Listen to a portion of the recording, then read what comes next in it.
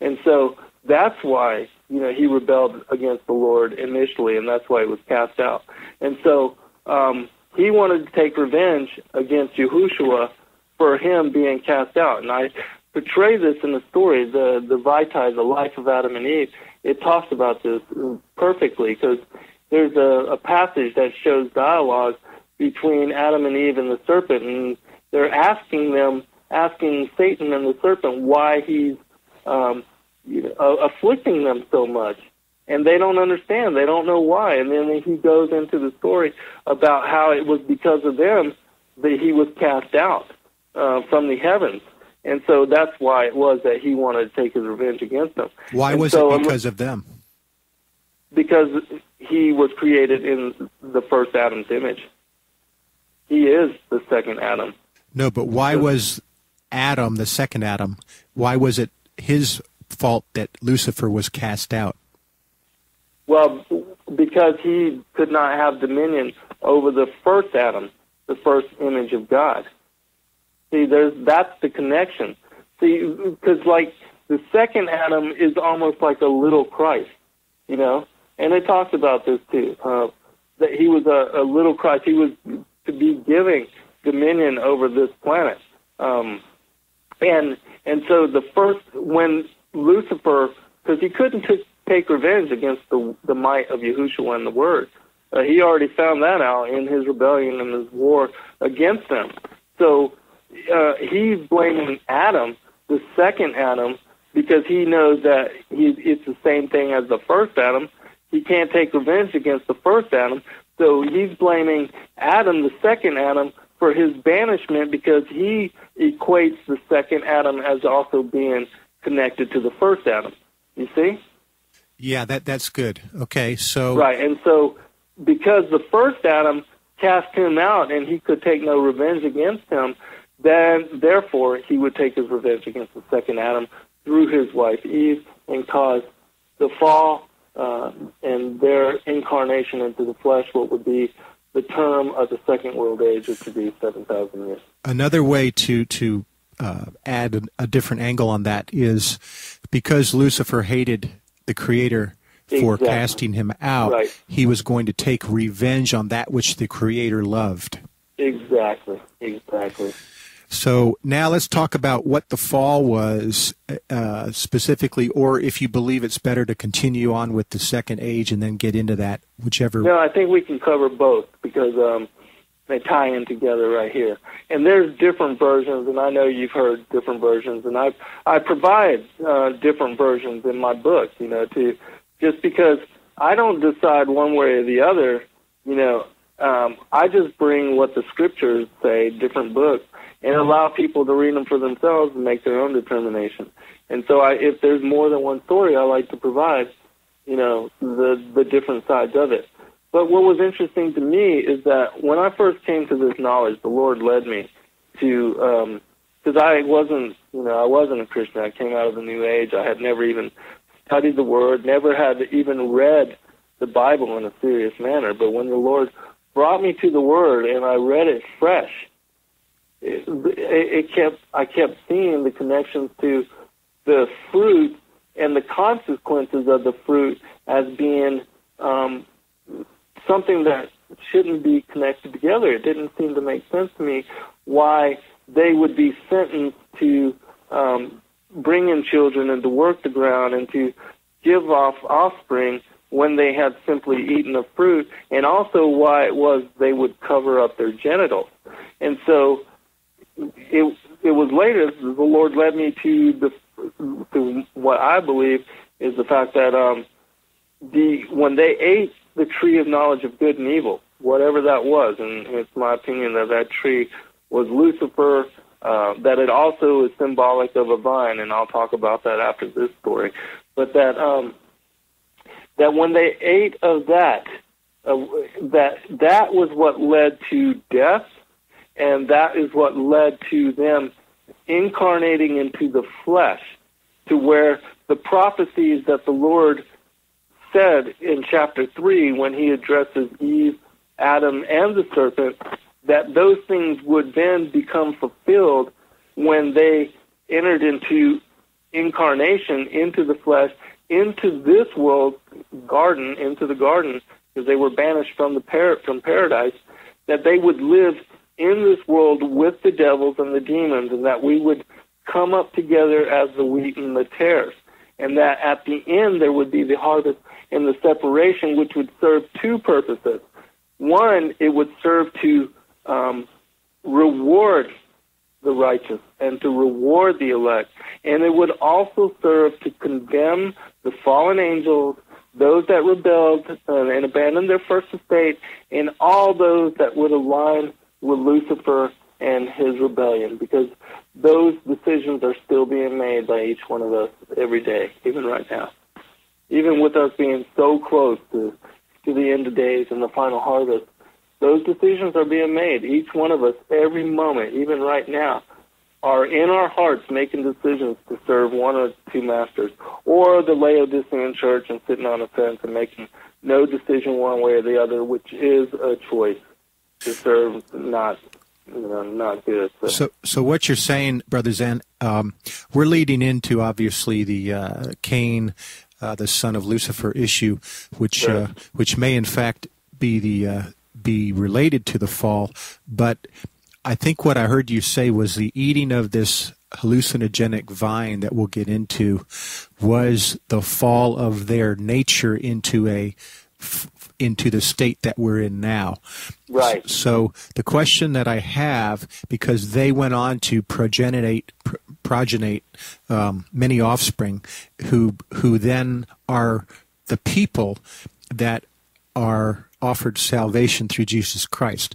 So if they had not eaten that vine and that fall had not occurred, would there still be angel souls in this hall of souls needing to come here for the opportunity of free will? No, there would be none of all that. If we would have never have fallen into the flesh and into incarnation, we would have never have lost our bright natures and our immortal state. But how did the eating of the vine by just Adam condemn all of the existing at that time souls in heaven and make them at that point require future incarnations? Well, that was the grand purpose of all of that unfolding the way that it did. The Lord was going to use Adam and Eve's fall and the creation of what this earth would be, much like a proving ground, for his greater purposes. And his greater purpose is to give us all free will and allow us to choose whether to serve him or not. So what you're saying is, as we see this as something unfolding, from God's perspective, it was all predetermined. Exactly. All predetermined and planned. I think I just heard us.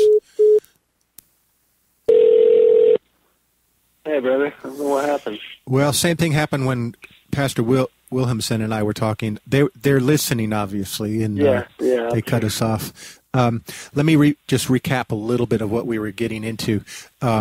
From our view, we see something unfolding as the fall of Adam and the sinful nature that we took on that requires redemption. But from God's view, it was all predetermined. It was part of a predetermined plan to allow his new prototype angelic spiritual beings an opportunity to choose free will. Is that basically correct? Exactly. Because the Lord knew, and he wanted to give all the angels and everybody a chance again. A chance again. Even some of the fallen angels.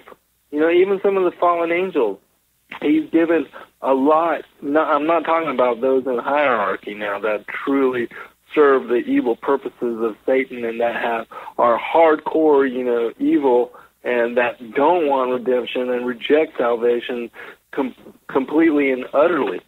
I'm not talking about them.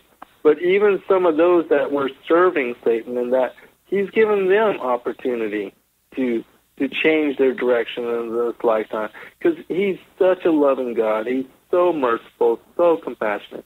He doesn't want any one of us to fall away.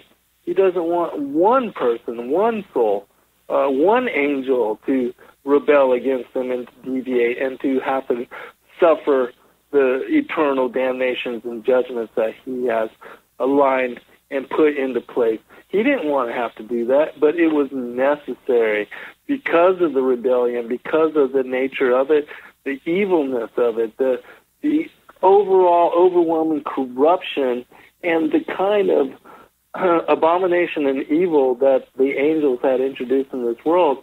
They deserve the judgment that he has awaiting them. So what you're saying is, as in the book of Enoch, when the fallen angels petitioned Enoch to make a case for them, and the answer came back, no, you will not be given an opportunity. Are you saying, for the listeners then, that the fallen angels of the rebellion are condemned eternally, or are you saying that some of the fallen angels still have an opportunity to choose? Those that were judged in that judgment where Enoch told them no, they have no part in salvation.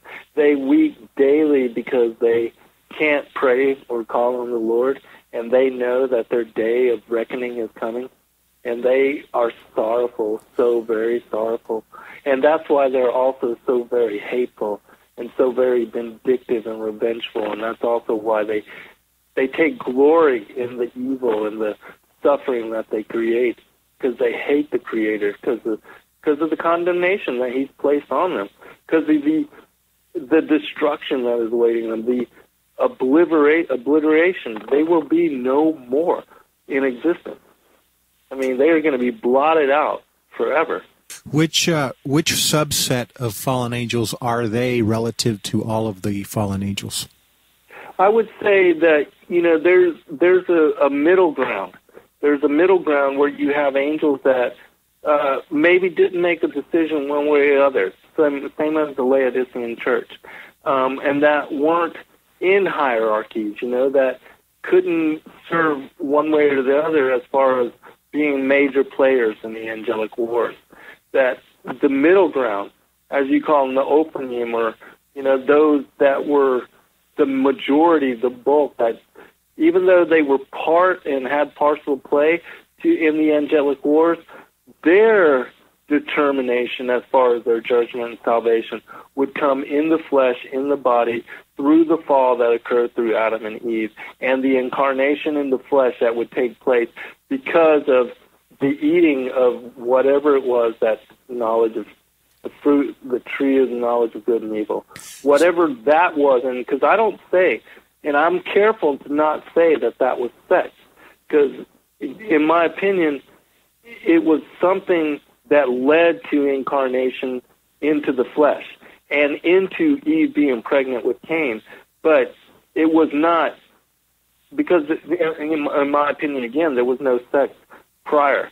And so it wasn't a physical, sexual kind of, it was something that imprinted on their bright nature, their angelic spiritual beings, that caused the corruption and caused them to incarnate into the flesh, where they would then fulfill all the prophecies of chapter 3, where Eve would give childbirth. She would bear Cain, who would be the firstborn son of the devil. He'd have his own seed line. And then there would be Abel, who would be killed by his brother. She would then give birth to Seth, and it would be through Seth that the enmity between the bloodlines, the seed lines, the seed of the serpent and the seed of the woman, would take place over the course of the 7,000-year Second World Age. You just added some clarity to me on my, quote, angel theory. I believe, and this is not dogmatic, this is my opinion, I believe that the group of fallen angels that were kind of like just caught up in the draft, not really part of their free will to be part of this rebellious army, their souls of those fallen angels are the souls that get incarnated, not reincarnated, that get incarnated into these fleshly bodies that we are. And then when they when they die and are born again, they get born again into the new prototype, in the image of God, spiritual body of Jesus Christ, the template. Does that sound correct? Absolutely, because what Christ brought to us as far as being born again was to give up the corrupted DNA and to return back to the bright-natured, immortal state that we had before, they abandoned their first estate. So we to the flesh. So we are, in fact, fallen angels' souls. Yes, we are. Not necessarily, because I want to clarify this. We're not those fallen angels that rebelled, as far as was the 1/3 that were cast out that have no part in salvation. That we're not the 200 that left their first estate and went down on Mount Hermon, according to the book of Enoch, and took wives of the daughters of Cain and impregnated them and created a race of giants and hybrids that then became the demigods, the cannibalistic men of renown of prior to the flood. We're not them. But yeah, we are fallen angels. We're part of the pre-existing order of things that was, part of the first world age. That we're spiritual incarnations, that we've been in existence since the very beginning, as everybody and all things have been, and that it wasn't until Adam and Eve fell and that, incarnation in the flesh would take place that we would come into these bodies to live these lifetimes and to, live out our destinies and serve one way or the other as far as salvation and our masters. Let me bring this together, and then we could continue on. So, when Christ manifested as the first Adam, or God manifested as the first Adam, that prototype design would, in the future, at the beginning of the second age, become the Adam that we know, that the Adam, the Adam man. Right. And prior to that, spirit-filled, breath-filled Adam. Right. Prior to that, between the manifestation of God as Christ and the first Adam, that brought light to the universe, between that point and the point where the second Adam was created as the prototype design, that the angels ruled the universes and set up kingdoms and worlds, etc. At some point, an angel war and rebellion occurred, and many of the angels that ended up on the rebellious side of the army were not there by their will. They might have just, as in an analogy, been drafted in a sense or caught up. And it's that group, not the ones that willfully rebelled and were part of the 1/3 that were fallen and condemned, or part of the watchers, 200 watchers of Enoch on Mount Hermon, not that group, but the majority that were on particular parts of the universe that ended up being in the territories of the fallen angels that were rebelling. Those souls are the ones that in a later time would incarnate into the new template of Adam man, which we are here now. Right, and not just it wasn't just the hierarchy of the fallen angels, because you have also the souls of the good angels, those that serve Yahweh and Yahushua, Savior Messiah. You have them incarnating into the flesh too, as some of the apostles. It even talks about in the Pistis Sophia how the Lord had picked the apostles even before the foundations of the world, and that they were supposed to come into the flesh and that they had elect positions, and that perhaps they were some of the archangels in flesh. Who knows how it all unfolds? But you don't have just fallen angels incarnating here. You have both groups. You have both good and bad angels incarnating here to prove their free will determination to serve either Yahweh and Yahushua, Savior Messiah, or Satan and the fallen angels, and so that's the only choice we have. That's why we're here.